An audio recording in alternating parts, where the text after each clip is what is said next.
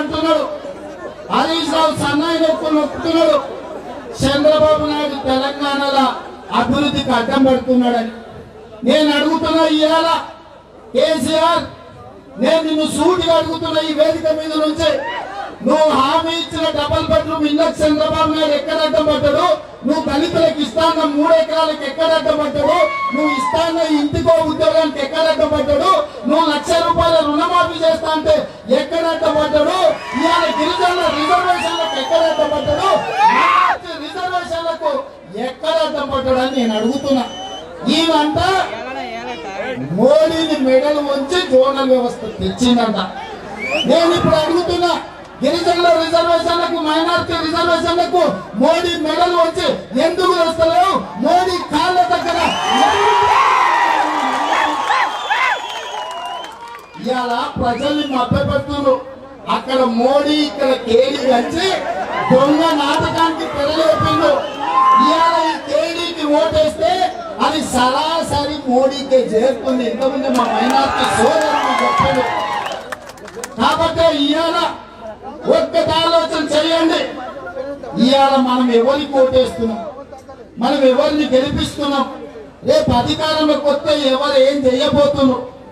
ఈ 50 నెలల 100 మంది ఎమ్మెల్యేలు 63 గెలిచి 100 దాకా పెరిగిండు. మరి 100ను రద్దు చేసి మళ్ళా ఎన్నికలు తెచ్చి మళ్ళా 100 గెలుస్తాడంట. అంటే ఈ ఉన్న 100 సన్నాసులు చెల్లెలోళ్ళనే కదా. ఈ ఉన్న 100 మంది ఎమ్మెల్యేలు టీఆర్ఎస్ ఉన్నోళ్ళు సన్నాసులని కేసీఆర్ చెప్పింది కదా. మరి ఆ సన్నాసులకి టికెట్ ఇచ్చినావు కదా, ఇంకా మళ్ళీ ఆ చెల్లెల రూపాయలు మనకెందుకు? వీళ్ళందరూ కూడా చెల్లని ₹1000 నోట్ ఎంతో ఇవాళ టీఆర్ఎస్ అభ్యర్థులు కూడా అంతే.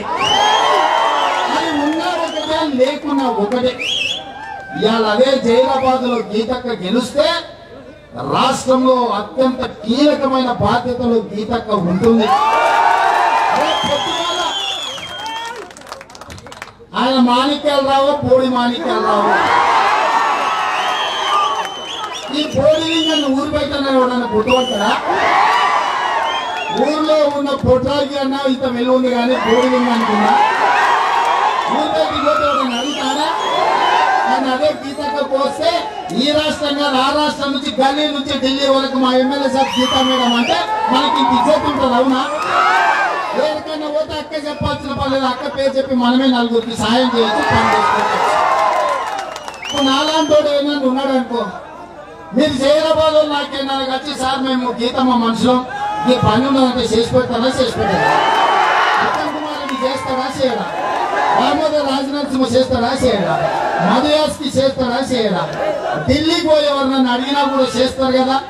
అనుకోకుండా రాహుల్ గాంధీ फोटो दिखाना, మేము गीतम्मा का आदमी है बोले तो फोटो तो भी ले सकते हैं ना। फिर वो बोडीलिंगम को वोट डाले तो क्या होता है? कोई पानी भी नहीं देते पीने के लिए, उसका नाम ले तो पहले उसका मालिक एक सुअर है, दूसरा गधा है बोल के बोलेंगे. కాబట్టి ఇయాల మిత్రులారా, ఈ రాష్ట్రంలో ఎన్నికలు, ఈ ఎన్నికలకు ఒక ప్రత్యేకత ఉంది. వచ్చిన తెలంగాణలో